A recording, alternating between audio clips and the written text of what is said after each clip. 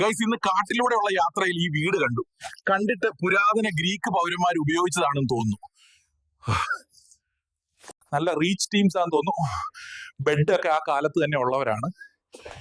ഇവിടെ പ്രേതബാധയുണ്ട് എന്ന് പറയുന്നത് കേട്ടിട്ടുണ്ട്.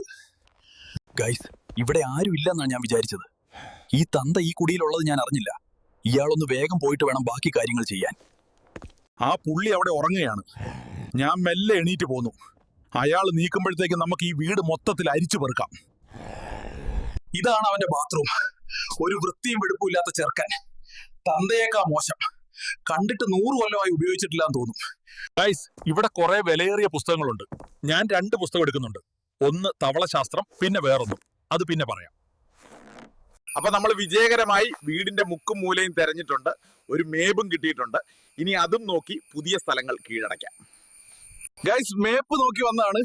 നോക്കൂ, ഒരു കിടിലൻ ഐറ്റം. ഞാൻ ഇത് ഓടിക്കും ഇനി.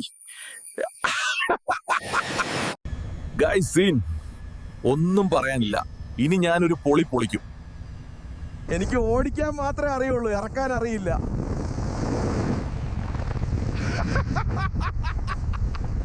ഇതിന്റെ 2ാം ഭാഗം വേണമെങ്കിൽ താഴെ ഒരു ഫയർ ഇമോജി കമന്റ് ചെയ്യുക.